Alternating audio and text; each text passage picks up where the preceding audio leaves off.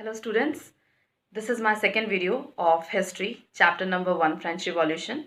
Yesterday we have finished with the topic what is French Revolution and what are its causes. Now today in this video I will be proceeding with the topics like growing of middle class, then role of French philosophers in France and outbreak of French Revolution. So let us begin with the first topic. Welcome students. Yesterday we have discussed about the causes of French Revolution. Now moving ahead with the next topic, that is growing middle class. Dear students, during the 18th century, France society witnessed the emergence of new social group which was termed as middle class.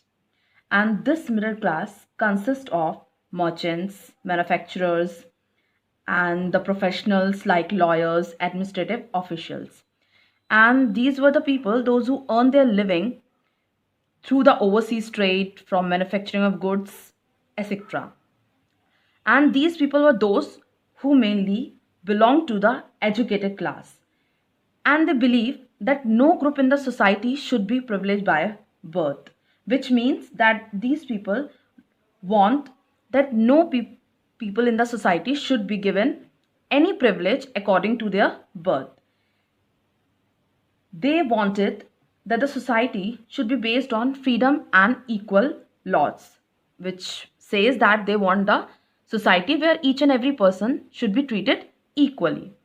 Now, these middle class group, they were inspired by the ideas of the different philosophers and they spread the same through books and newspapers.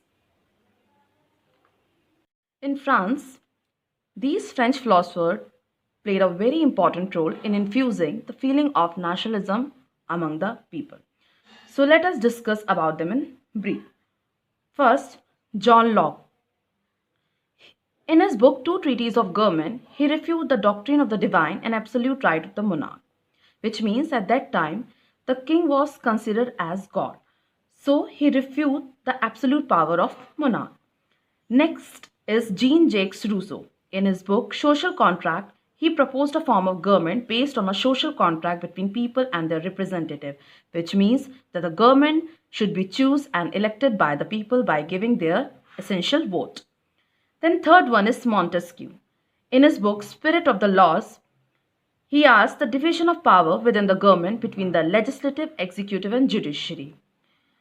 The term legislative means one who makes the law, executive, one who implements the law, and judiciary, one who protects the law. So here Montesquieu warned that the government should be based on these three organs where they work together in a cordial manner. Now, as you can see, that these philosophers played a very important role in the French society, and they supported a society that should be based on freedom and equal laws. Next is outbreak of French Revolution. As earlier I told you that the treasury of France was empty. So the Louis XVI called an assembly of a state general so that he can pass a proposal for new taxes, in which the first estate and the second estate sent 300 representatives each, while the 600 members from the third estate. Now, the voting in it had been conducted according to the principle that each estate had one vote, which means that each estate consists one vote only. But the third estate demanded that the individual voting right should be given, which means that each member would have one vote only. But this idea was rejected by the king, and the third estate walked out of the assembly.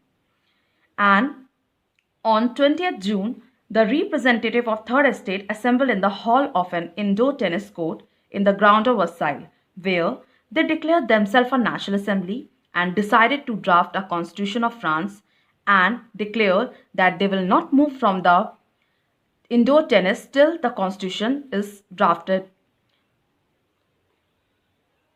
But while the National Assembly was busy at Versailles in drafting a constitution so that they can limit the powers of the monarch, at that time the rest of France was in trouble. Why? Because severe winter destroyed the food crops, and because of that there was an increase in prices.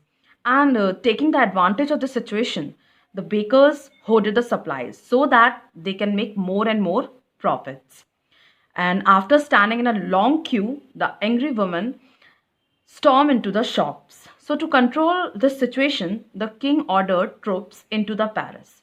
And on 14 July, the agitated crowd stormed and destroyed the Bastille, which we have already discussed that why the people of Bastille attacked the fortress.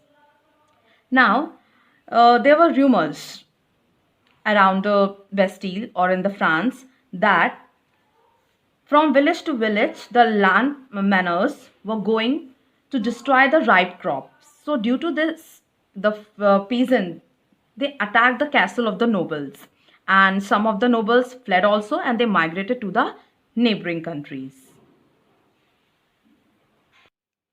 As the condition worsened in France, Louis XVI finally recognized the National Assembly and accepted the constitution framed by the National Assembly. After that, many changes has been seen in France. Like on 4th August 1789, France passed the law for abolishing the feudal system of obligation and taxes, which means whatever taxes which were imposed on the third estate, they were removed. And even the members of the clergy, they were forced to give up their privileges. The tithe, which was charged by the church, it was abolished, and land owned by the church were confiscated.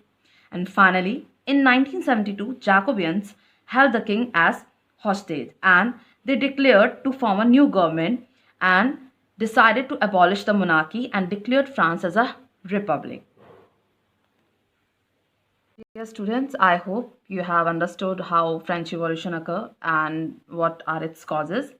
Now, in the next video, I will continue with the topic what happened after the outbreak and who were Jacobins and how they hold the power in France.